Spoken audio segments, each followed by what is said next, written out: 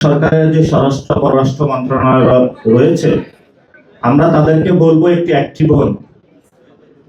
আপনারা এসএসএফ আছে সেগুলো যমুনা বিভিন্ন জায়গায় উঠে অ্যাটলিস্ট সীমান্তে নিয়োগ করেন, কারণ বাংলাদেশের 18 কোটি মানুষেরই এখন এসএসএফ প্রয়োজন।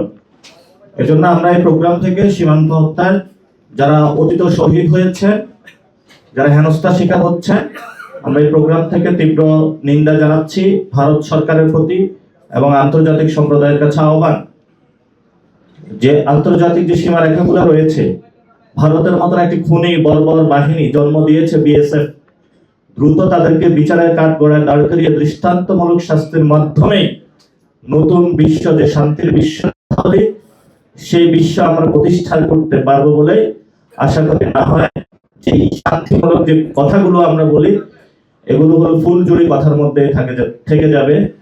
সকলকে